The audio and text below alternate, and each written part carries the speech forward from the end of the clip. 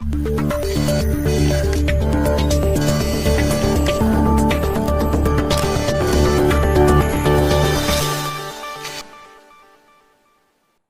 आदाब, सत श्री अकाल। आप देख रहे हैं न्यूज मीडिया 47, मेरे यानी सागर जैनामोल के साथ। विकास दुबे को एनकाउंटर में मार दिया गया है। ये वही विकास दुबे है जिसने कानपुर में 8 पुलिस कर्मियों को पूरे षड्यंत्र के साथ जान से मार दिया। ये वही विकास दुबे है जिसके ऊपर 60 से ज्यादा केसेस दर्ज हैं। ये वही विकास दुबे है जिसको 7 दिन से पूरे 10 प्रदेशों की पुलिस ढूंढ रही है। 3 जुलाई 2020 को विकास दुबे और उसके साथियों को गिरफ्तार करते हुए 8 पुलिस वालों ने अपनी जान गंवा दी और उसके बाद वो वहां से खेतों के सहारे भाग निकला। पर सवाल यहाँ ये उठता है कि जो इंसान पैर में रॉड डलने के कारण ठीक से चल नहीं पाता था, वो खेतों के सहारे इतनी जल्दी वहां से भागा तो भागा कैसे? 4 जुलाई 2020 से 25 यूपी पुलिस की टीम विकास दुबे को पकड़ने में लग गई और तो और 50,000 रुपए का नगद पुरस्कार भी रखा गया उसके बारे में जानकारी बताने के लिए। पुलिस द्वारा खबर मिली कि विकास दुबे सरकारी गाड़ी गैरकानूनी तरीके से चला रहा था जो उन्हें लखनऊ में उसके भाई के घर से बरामद हुई और विकास दुबे पुलिस वालों को एक बार फिर चकमा देने में सफल हो गया। पुलिस वालों ने उसके साथी दयाशंकर अग्निहोत्री को अरेस्ट किया, जिससे हमें ये जानकारी मिली कि उसे उसका फोन आया था और विकास दुबे पर अब पुरस्कार हो चुका था 2.5 लाख रुपए का।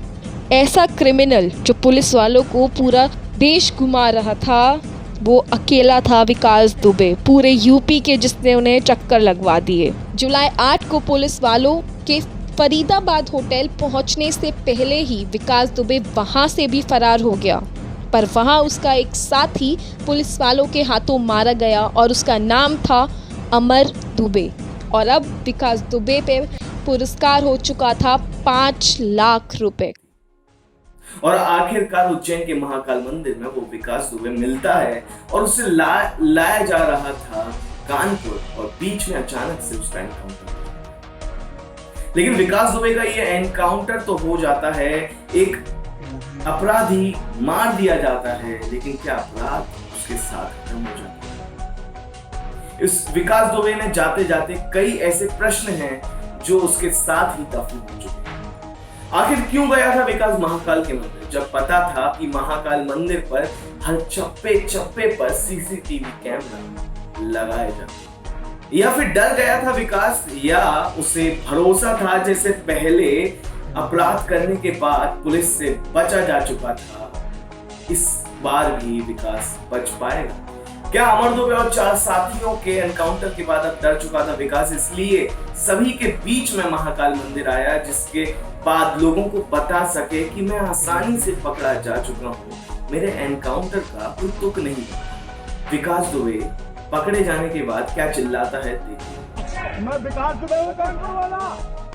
अब जब पकड़े जाने के बाद विकास दुबे की गाड़ी को ले जाया जा रहा था कानपुर, उसी के बीच में उसके साथ साथ 2 मीडिया की गाड़ियां भी जा रही। लेकिन आखिर ऐसा क्या हुआ जो मीडिया की गाड़ियों को रोक दिया गया कानपुर के टोल नाके और हवाला दिया गया कि कोरोना की जांच के लिए आपको रोका जा रहा है, और जिसके बाद आधे घंटे में जब मीडिया वहां पहुंचता है तब तक विकास का एनकाउंटर हो चुका होता है। आखिर इस आधे घंटे में आखिर क्या हुआ? अब इतना सब कुछ अगर आप समझ रहे हैं तो यहाँ एक प्रश्न होता है कि क्या सच में एनकाउंटर हुआ था या फिर ये पूरा ही प्लान था? कि अगर एनकाउंटर नहीं हुआ था और ये सब कुछ ही प्लान था, तो ये प्लान किसने करवाया? क्या कुछ उन लोगों को डर था कि विकास अगर न्यायालय के सामने आएगा तो वो सब की पोल खोल देगा, उसमें हो सकता है कुछ पुलिस वाले भी हों, उसमें हो सकता है कि कुछ हमारे नेता भी। जिस अपराधी को मंदिर की सिक्योरिटी आसानी से पकड़ लेती है, आखिर कैसे एसटीएफ से वो बचकर भागने लगता है? आखिर कहाँ थी हाथों की हथकड़ी? सवाल तो उठेगा ही। अब इन सब प्रश्नों का जवाब सिर्फ विकास के पास था। ना विकास रहा, ना इन सवालों के जवाब। लेकिन हाँ, अभी भी जिंदा हैं वो लोग जिन्होंने अभी तक शय दी थी उस विकास दुबे को, और उस जैसे ना कितने विकास दुबे को शय दी जा रही है अभी भी। तो ये थी बात विकास दुबे की और उसके एनकाउंटर। आपको जैसा भी लगता है इस एनकाउंटर के बारे में हमारे को जरूर बताएं, और हमारे कमेंट बॉक्स में इसके बारे में कमेंट जरूर करें। तो आज के लिए इतना ही। देखते रहिए न्यूज़ मीडिया 47 हिंदी की बात हिंदी में, मेरे यानी सागर जैन अमोल के साथ।